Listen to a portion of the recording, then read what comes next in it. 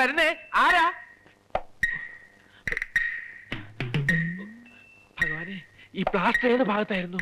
വലത്തെ ഉണ്ടക്കണ്ണിന്റെ മോളിൽ. കറക്റ്റ്.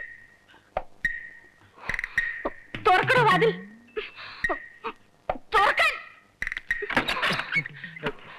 എല്ലാം ക്യൂറായി. പക്ഷെ ഇനിയും കൈ ഒടിയായിരിക്കാൻ 6 മാസത്തേക്ക് സമയം കിട്ടുമ്പോഴൊക്കെ കൈ ഇങ്ങനെ ചുറ്റിക്കൊണ്ടിരിക്കണമെന്നാണ് ഡോക്ടർ പറഞ്ഞത്. 6 മാസത്തേക്കല്ല, ആജീവനാന്തം ബാൻഡേജ് കെട്ടേണ്ട അവസ്ഥയിലാക്കിത്തരാൻ തന്നെ ഞാൻ.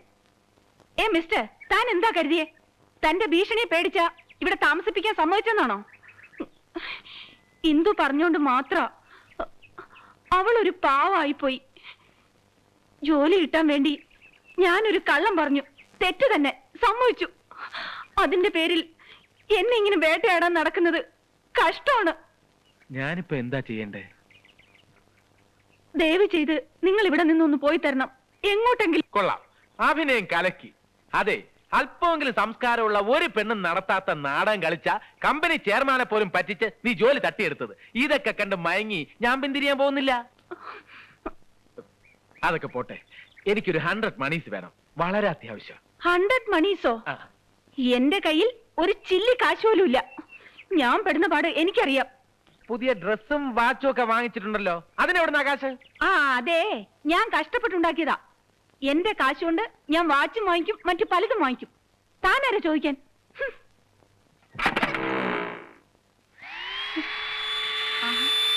നീ വന്നോ?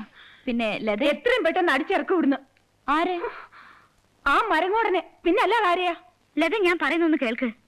ഇന്നിവിടെ അവറാച്ചനും കൂട്ടരും വിശ്വനെ അന്വേഷിച്ച് വന്നിരുന്നു. പണത്തിന്റെ പ്രശ്നവും പറഞ്ഞ് കുറെ ബഹളം ഉണ്ടാക്കി. ആ ഉണ്ണികൃഷ്ണൻ ഇടപെട്ട അവരെ മടക്കി അയച്ചത്. എനിക്ക് തോന്നുന്നത് അയാൾ ഒരു പാവാന്നാ. നിനക്ക് കാണുന്നവരൊക്കെ പാവാ. ഇതൊക്കെ അവന്റെ നമ്പറാ. ശരിയാവില്ല. വിശ്വം പോലും ഇല്ലാത്ത ഈ അവസ്ഥയിൽ അയാളെ ഇവിടെ താമസിപ്പിക്കാന്നൊക്കെ പറഞ്ഞാൽ വലിയ തെറ്റാത്. ഒരു കാര്യം ഞാൻ തീരുമാനിച്ചു കഴിഞ്ഞു. ചെയർമാൻ ആളൊരു ശുദ്ധനാ. എല്ലാ സത്യങ്ങളും ഞാൻ അദ്ദേഹത്തോട് തുറന്നു പറയും. എന്നിട്ട് നേരെ പോലീസ് സ്റ്റേഷനിൽ ചെന്ന് ഒരു കള്ള പെറ്റീഷൻ കൊടുത്ത് അവരവനെ ഇടിച്ച് ചമ്മന്തിയാക്കിക്കൊള്ളും. എന്താലേ, എന്ത് പണിയാ ഈ കാണിച്ചേ? ആ ഭാർഗവി ചേച്ചി നമ്മുടെ വീട്ടിൽ ഒന്ന് കുത്തിയിരിക്കുക. അതെന്തിനാ? എന്താ? എന്തിനാണ് അവരുടെ വാച്ചൊക്കെ വാങ്ങിച്ച് കെട്ടിക്കൊണ്ടുവരാൻ പോയത്? അത് ലതയുടെ വാച്ച് ഇന്ന് എന്നെ റിപ്പയർ ചെയ്ത് കിട്ടും. ഞാൻ പ്രത്യേകം പറഞ്ഞതല്ലേ 2-3 ദിവസത്തേക്ക് വാച്ച് ഇല്ലാതെ ഒന്ന് അഡ്ജസ്റ്റ് ചെയ്യാൻ. അതൊന്നും സാരമില്ല ചേട്ടാ, ഞാൻ വൈകുന്നേരം തന്നെ ഇത് തിരികെ കൊടുത്തേക്കാം. നല്ല കളിയായി. ഏതോ കല്യാണത്തിന് പോകാൻ വാച്ച് വേണമെന്ന് പറഞ്ഞ ഭാർഗവ ചേച്ചി വെയിറ്റ് ചെയ്തോണ്ടിരിക്കുക അവിടെ. അതിങ്ങോട്ട് തന്നെ അതങ്ങ് കൊടുത്തേക്ക് മോളെ. എന്തിനാ ഈ അങ്ങനെ സാധനങ്ങൾ? അങ്ങനെ പറഞ്ഞു കൊടുക്കേട്ടാ. കള്ള പെറ്റീഷൻ കൊടുത്ത് പോലീസിനെ കൊണ്ട് ഇടിപ്പിക്കും അല്ലേ? നീ ഒരു ഗോൾ അടിച്ചാൽ ഞാൻ 10 അങ്ങോട്ട് അടിക്കും.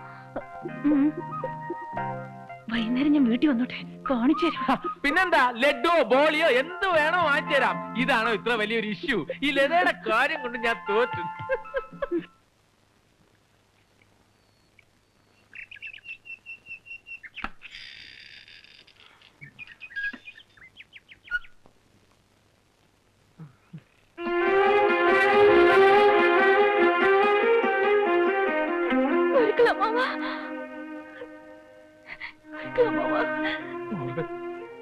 സുഖമാണോ? ഇപ്പോഴെങ്കിലും ഇങ്ങോട്ട് വരാൻ തോന്നിയല്ലോ. ആഗ്രഹമില്ലഞ്ഞിട്ടാണോ കുട്ടിയെ? അവിടെയുള്ള ആളിന്റെ വാശിയെ കുറിച്ച് ഞാൻ മോളോട് പറയണോ? വാദിക്കാവുന്നിടത്തോളം ഞാൻ വാദിച്ചു നോക്കി. ഒരു കുലുക്കം ഇല്ല. മുത്തശ്ശി കാണാൻ കൊതിയാവുന്ന ഗുരുക്കളമ്മ. മുത്തശ്ശിക്ക് സുഖാണോ? മുത്തശ്ശിക്ക് പ്രത്യേകിച്ച് അസുഖമൊന്നുമില്ല. വിശ്വനാഥന്റെ ബിസിനസ് ഒക്കെ എങ്ങനെയുണ്ട്? നന്നായി നടക്കുന്നമ്മ. അയാളൊന്ന് നേരിട്ട് കാണാൻ ഉണ്ടോ ഇവിടെ? അയ്യോ, ഇവിടെ ഇല്ല. ഓഫീസ് എവിടെയാണെന്ന് പറഞ്ഞാൽ അവിടെ പോയി കണ്ടോളാം. അത് ഇന്ന് ഓഫീസിലുണ്ടാവില്ല. 2-3 സ്ഥലത്ത് പോകാനുണ്ട്. അല്പം വൈകുമെന്ന് പറഞ്ഞിട്ടാ പോയത്. അതുകൊണ്ട് ഇന്നിനി. എത്ര വൈകിയാലും സാരില്ല. വിശ്വനാഥൻ വന്ന് കണ്ടിട്ടേ ഗുരുക്കളമ്മ മടങ്ങുള്ളൂ. പോരെ? സന്തോഷായില്ലേ?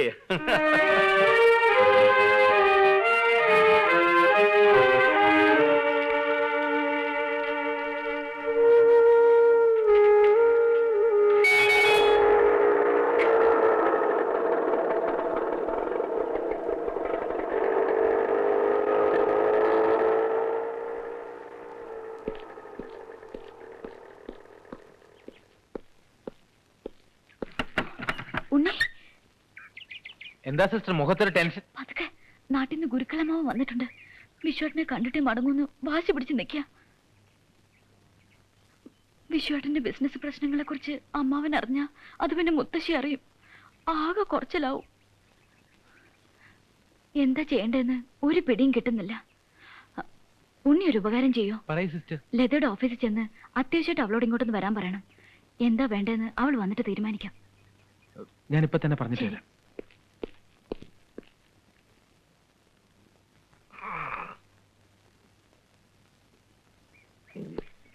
ആഹാ, വരാൻ വൈകൂന്ന് പറഞ്ഞു. വിശ്വനാഥൻ എപ്പോ എത്തി? അല്ല, ഞാൻ ഒന്നും പറയണ്ട. സൂര്യനാരായണ ഗുരുക്കൾ ഇന്ദുമോള് പറഞ്ഞിട്ടില്ലേ? അമ്മാവൻ എന്നെ തെറ്റിദ്ധരിച്ചിരിക്കുക. നോക്കൂ, അത് മാത്രം പറയരുത്. മുത്തശ്ശിക്ക് എന്തെങ്കിലും തെറ്റിദ്ധാരണ നിങ്ങളെ കുറിച്ച് ഉണ്ടാവും. എനിക്ക് അങ്ങനൊന്നും ഇല്ല. അയ്യോ, ഞാനല്ല. അതൊക്കെ അവിടെ നിൽക്കട്ടെ. ഇങ്ങോട്ടൊന്നോളൂ. വളരെ ഗൗരവമുള്ളൊരു വാർത്തയായിട്ടാണ് ഞാൻ വന്നിരിക്കണേ. തൽക്കാലം ഇന്ദുമോള് അറിയണ്ട. മുത്തശ്ശി മരണശയ്യയില്ല. എപ്പോഴാ എന്താ സംഭവിക്കുക എന്ന് പറയാൻ പറ്റില്ല. ബന്ധുക്കൾ ഉണ്ടെങ്കിൽ അറിയിച്ചോളാനാണ് ഡോക്ടർ പറഞ്ഞിരിക്കണേ. ഈ വാർത്ത ഇന്ദുമോൾ അറിഞ്ഞാൽ അത് താങ്ങാനുള്ള ശക്തി മോൾക്കുണ്ടാവില്ല. പേരക്കുട്ടിയും ഭർത്താവിനെ അവസാനായി ഒരു നോക്ക് കണ്ടിട്ട് സന്തോഷത്തോടെ കണ്ണടയ്ക്കണമെന്നാണ് മുത്തശ്ശിക്ക്.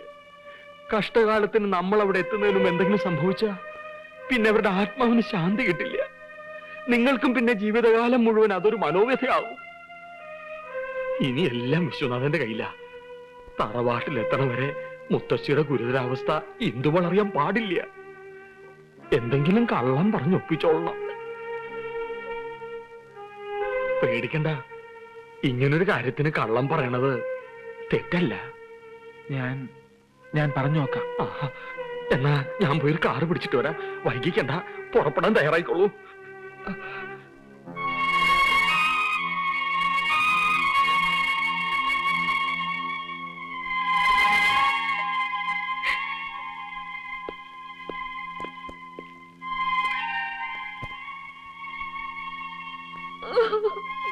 സിസ്റ്റർ, സിസ്റ്റർ കരുതും പോലെ അത്ര സീരിയസ് ഒന്നുമല്ല. ഒന്നും എന്നോട് ഒളിച്ചു വെക്കാൻ നോക്കണ്ട. എല്ലാം ഞാൻ കേട്ടു. ഞാൻ വിശ്വനാഥനല്ലെന്ന് പല പ്രാവശ്യം പറയാൻ തുടങ്ങിയതാ. പക്ഷേ മുത്തശ്ശിയുടെ കാര്യം പറഞ്ഞപ്പോ പിന്നെ ഒന്നും അങ്ങോട്ട് പറയാൻ പറ്റിയില്ല. എന്തു പറ്റി പറയാമ്മ?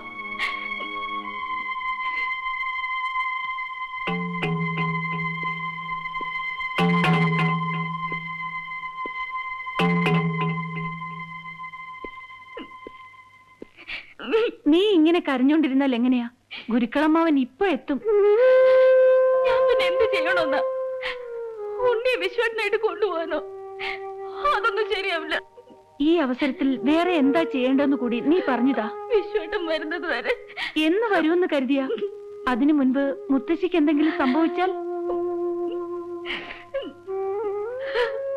എനിക്കൊരു സമാധാനമില്ല. വിശ്വത്തിന് കാര്യം പറഞ്ഞാൽ മനസ്സിലാവുമല്ലോ. നീ ധൈര്യമായിട്ടിരിക്കുക.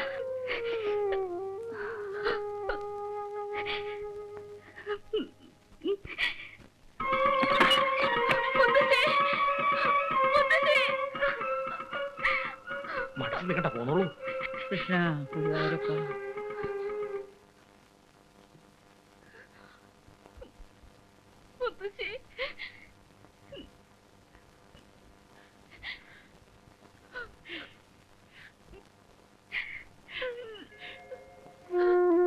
മോളെ, മോളെ.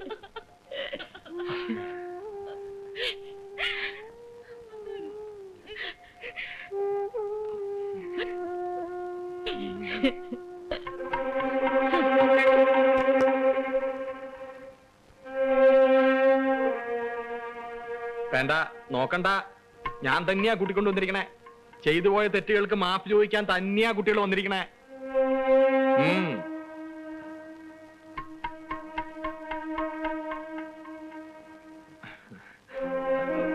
നിങ്ങളും നോക്കണ്ട. മുത്തശ്ശിക്ക് ഒരു അസുഖവും ഇല്ല.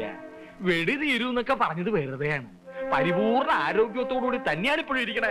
ക്ഷമിക്കണം, കുട്ടികളെ ഇത്രടം വരെ എത്തിക്കാൻ ഗുരുക്കൾക്ക് അങ്ങനെ ഒരു അടവ് പ്രയോഗിക്കേണ്ടി വന്നു. കളരിയിലോട്ട് ഇല്ലതാനും. അതുകൊണ്ട് എന്തായി? നേടി, മുത്തശ്ശി നേടി. എന്റെ ദൈവമേ, ഒന്ന് ചിരിച്ചു കണ്ടുല്ലോ. എനിക്കിനി മനസ്സമാധാനായി.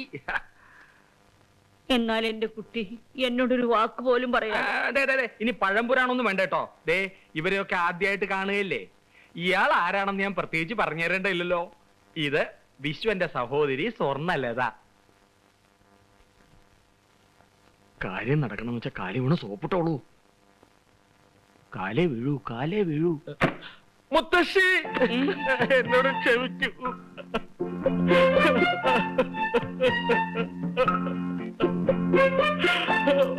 മുത്തശ്ശി, എഴുന്നേൽക്കും. ഇനി എന്തൊക്കെ പറഞ്ഞാലും നിങ്ങൾ ചെയ്ത തെറ്റിന് നിങ്ങളോട് ക്ഷമിക്കാതിരിക്കുന്ന പ്രശ്നമില്ല.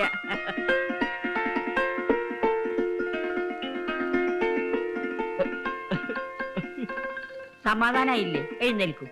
ഇല്ല മുത്തശ്ശി, ഇവിടുന്ന് എഴുന്നേൽക്കാൻ എന്റെ കുറ്റബോധം എന്നെ അനുവദിക്കുന്നില്ല. എഴുന്നേക്ക് ചേട്ടാ, എന്താ ഇത്? നിങ്ങൾക്കറിയോ, മുത്തശ്ശിയുടെ സ്നേഹത്തിന് മുന്നിൽ, ഈ വലിയ മനസ്സിന് മുന്നിൽ ഞാൻ തളർന്നു പോവുകയാണ്. സ്നേഹിച്ച് ലാളിച്ച് വളർത്തിയ സ്വന്തം പേരക്കുട്ടിയെ ഒരർത്ഥത്തിൽ ഞാൻ തട്ടിയെടുക്കല്ലായിരുന്നു. ഭൂമി ദേവിയോളം ക്ഷമയുള്ള ഈ മുത്തശ്ശിയുടെ സ്ഥാനത്ത് വേറെ വല്ലവരാണെങ്കിൽ അടിച്ചെന്നെ ഷേപ്പ് മാറ്റനല്ലേ? മതി മോനെ, നമുക്ക് കഴിഞ്ഞതെല്ലാം മറക്കാം. ഒന്ന് നോക്കിയ ഞാനാണ് തെറ്റുകാരി. അങ്ങനെ പറയരുത് മുത്തശ്ശി, ഞാനാണ് തെറ്റുകാരി. തെറ്റുകാരൻ? മുത്തശ്ശിക്ക് അറിയോ? വേണ്ട മോനെ, ഓരോന്ന് പറഞ്ഞ് എന്റെ മനസ്സിനെ വിഷമിപ്പിക്കാതെ. വരൂ, നമുക്ക് എന്തെങ്കിലും കഴിച്ചിട്ട് ബാക്കി കാര്യം.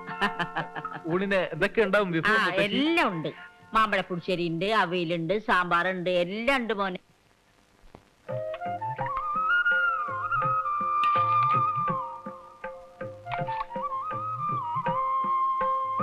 മോനെ എല്ലാം അറിയാലോ. നൃത്തം, സംഗീതം, പാചകം. പാചകം? അതുകൊണ്ടൊന്നും അല്ല മുത്തശ്ശി, ഇത്രയും നല്ല രുചിയുള്ള ഭക്ഷണം ഞാൻ എന്റെ ജീവിതത്തില് ഇതുവരെ കഴിച്ചിട്ടില്ല. ഹോ, എന്തൊരു സ്വാദ്! മുത്തശ്ശി പാചകത്തിലൊരു വിദഗ്ധയാണെന്ന് എനിക്ക് അറിയാമായിരുന്നു, പക്ഷെ ഇത്രയും ഞാൻ പ്രതീക്ഷിച്ചില്ല. അതെ, കറികൾക്കൊക്കെ തേങ്ങ ചിരകിയത് ഞാനാ. ആ, തേങ്ങ നല്ലപോലെ ചെറിയതുണ്ടാവണം, കൂട്ടൊക്കെ നല്ലപോലെ അരഞ്ഞിട്ടുണ്ട്. നമ്മുടെ പാടത്ത് വളഞ്ഞ പുന്നല്ലേ രീതി ചോറ ഇത്. ആ, ലേശം കൂടി വിളമ്പട്ടെ. മതി മതി. വേഗം കഴിക്കു ചേട്ടാ, ഇപ്പൊ തിരിച്ചാലേ വൈകിട്ട് വീട്ടിലെത്തൂ. നാളെ ഓഫീസിൽ പോകണ്ടല്ലേ? ഇപ്പൊ പോവേ, നല്ല കഥയായി. ഇവിടെ ആദ്യമായി വന്നിട്ട്. അത് ശരിയാ, മുത്തശ്ശി നിർബന്ധിച്ചാ നമുക്ക് എന്ത് ചെയ്യാൻ പറ്റും? ചേട്ടൻ ഇനി ഒരു ദിവസം പോലും ലീവില്ല എന്നുള്ളത് മറന്നുപോയോ? എനിക്ക് എന്റെ ജോലിയേക്കാൾ വലുത് എന്റെ മുത്തശ്ശിയാ. എന്ത് പറഞ്ഞാലും ശരി, ഇന്നൊരു ദിവസത്തേക്ക് നിങ്ങൾ എവിടുന്ന് വിടുന്ന പ്രശ്നമില്ല. നാളത്തെ കാര്യം നമുക്ക് ആലോചിക്കാം, അല്ലേ ഗുരുക്കളെ? എന്താ പറഞ്ഞത്? ഞാൻ കേട്ടില്ല. മാങ്ങാത്തൊലി. അതിനിപ്പോ ഞാൻ എവിടെ പോവാനാ? ഉപ്പ് വാങ്ങാ മതിയോ?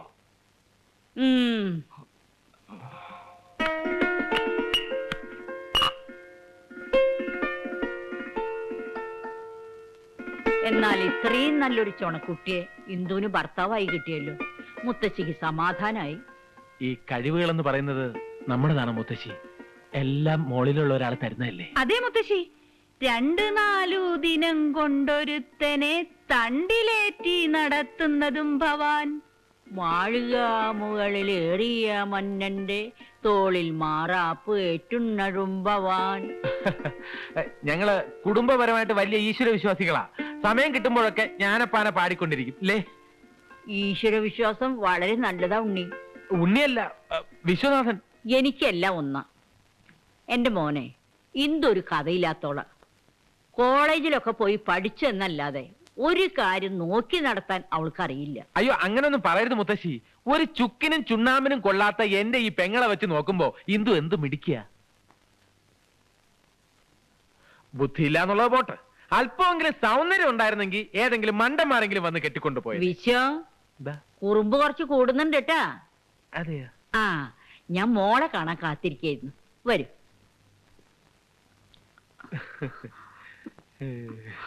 അതെ, ഓവർ ആക്ടിങ് വേണ്ട.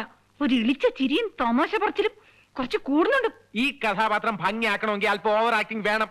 ആക്ടിങ്ങിനെ കുറിച്ച് നീ എന്നെ പഠിപ്പിക്കണ്ട, എനിക്കറിയാം. ആ, ഏ,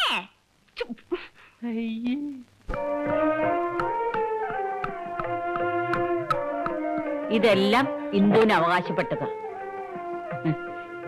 മോൻ നോക്കണ്ട, മോനുണ്ട് എന്റെ വക ഒരു സമ്മാനം. മുതുമുത്തശ്ശന്മാരെ കാലം മുതലൊക്കെ ഈ തറവാടിന്റെ ഐശ്വര്യ ഈ പുലിനാഗം കെട്ടിച്ച മാല. ഇത് ഇന്ന് മുതൽ വിശ്വന്റെ കഴുത്തി കിടക്കട്ടെ. ധാരാളം സ്വർണ്ണമാലകള് എനിക്ക് സ്വന്തമായിട്ട് വേറെ ഉണ്ടെങ്കിലും ഇതിന് ഞാനൊരു സെന്റിമെന്റൽ വിലയാ കൽപ്പിക്കുന്നു മുത്തശ്ശി. ഇപ്പോ എന്നെ കണ്ടാൽ കൊച്ചി രാജകുടുംബത്തിലെ കൊച്ചു തമ്പുരാനെ പോലെയുണ്ട് അല്ലേ മുത്തശ്ശി? അയ്യോ മുത്തശ്ശി, എന്താ ഈ കാണിച്ചേ? ചേട്ടന്റെ കഴുത്തിലാണോ ഇത്ര വില കൂടിയ മാലയൊക്കെ ഇട്ടു കൊടുക്കുന്നത്? ഈ തറവാടിന്റെ ഐശ്വര്യം നഷ്ടപ്പെട്ടത് തന്നെ. അതെന്താ മോളെ നീ അങ്ങനെ പറഞ്ഞേ? ഞങ്ങളുടെ തറവാട്ടുകാർക്ക് പാരമ്പര്യമായിട്ട് ഒരു കുഴപ്പമുണ്ട്. തറവാട്ടിലെ ആണുങ്ങളെല്ലാം വലിയ ദാനശീലരാ. ഒന്നും വേണ്ട മുത്തശ്ശി, കല്യാണം കഴിഞ്ഞിട്ട് ചേട്ടന്റെ വിരലിൽ ഒരു വിവാഹ മോതിരമെങ്കിലും ഉണ്ടോന്നൊന്ന് നോക്കിയേ. എത്ര മോതിരം കിടന്ന കയ്യാ ഇത്. ആരെങ്കിലും വന്ന് വല്ല ബുദ്ധിമുട്ടോ സങ്കടമോ പറഞ്ഞ ഉടനെ അങ്ങ് ഊരിക്കൊടുക്കും. ശിവ ശിവ, എന്താ വിശ്വ കേക്കണത്? ഞങ്ങളുടെ കുടുംബ സ്വത്താ ഈ മാല. അത് അന്യാധീനപ്പെടുത്താൻ ഞാൻ സമ്മതിക്കില്ല. അതങ്ങ് ഊരി കൊടുക്ക് ചേട്ടാ. മുത്തശ്ശി പേടിക്കണ്ട, ഇതാർക്കും കൊടുക്കില്ല. ഇപ്പൊ തന്നെ കൊണ്ടുപോയി പെട്ടിയിൽ ഭദ്രമായി പൂട്ടി വെച്ചിട്ട് വരാം. അതൊക്കെ ചേട്ടൻ ഇപ്പൊ പറയും. പെട്ടിക്കകത്തു നിന്ന് ഓരോന്നെടുത്ത് എത്ര ആൾക്കാർക്ക് കൊടുത്തിട്ടുണ്ടെന്നോ? അതേ വിശ്വം, അതിന് തന്നേക്ക് ചേട്ടാ. തൽക്കാലം ഞാൻ എന്റെ കയ്യിൽ വെച്ചോളാം. ഇതാ മുത്തശ്ശി. ഇതാ മോളെ, നീ അകത്ത് കൊണ്ടുപോയി വെക്ക്. ഓ, 1-2 ചൂട് നടന്നതേ ഉള്ളൂ. കാലിനൊക്കെ എന്തൊരു വേദന. ഈശ്വര, നടക്കാൻ പോലും വയ്യ. നല്ല വേദനയുണ്ടോ മുത്തശ്ശി? ഉണ്ടോന്നോ? ദേഹം ആസകലം കോച്ചി വലിക്കുക. ഒരു വാക്ക് എന്നോട് പറയാത്തത് എന്താ? മുത്തശ്ശിക്ക് അറിയോ, ഞങ്ങളുടെ കുടുംബത്തിലെ പെൺകുട്ടികൾക്ക് പരമ്പരാഗതമായി കിട്ടിയ ഒരു കഴിവുണ്ട്. അവരുടെ കൈ കൊണ്ടൊന്ന് തൊട്ടാ മതി, ഏത് വേദനയും പമ്പ കിടക്കും. പ്രത്യേകിച്ചും ഈ തലമുറയിൽ എവളുടെ കൈപ്പുണ്യൊന്നും വേറെ തന്നെയാ. തടവി കൊടുക്കൂലേ? വേണ്ട കുട്ടി, കുട്ടി ഇതൊന്നും ചെയ്യണ്ട. അതൊക്കെ ഞാൻ ഗുരുക്കളെ കൊണ്ട് ചെയ്യിച്ചു. അയ്യോ, അതിന്റെ ആവശ്യം എന്താ? നമ്മുടെ മുത്തശ്ശിയെ പോലെയല്ലേ ഈ മുത്തശ്ശിയും. തടവി കൊടുക്ക. എവളുടെ ഒരു സ്പെഷ്യൽ സ്റ്റൈലുണ്ട്, അതൊന്ന് കാണണം. വീണയിൽ ഇങ്ങനെ വിരലോടിക്കുന്ന പോലെ ഇരിക്കും. കണ്ടോ, ആത്മാർത്ഥ കണ്ടോ? ഓ, എന്തൊരു ആശ്വാസം മോളെ.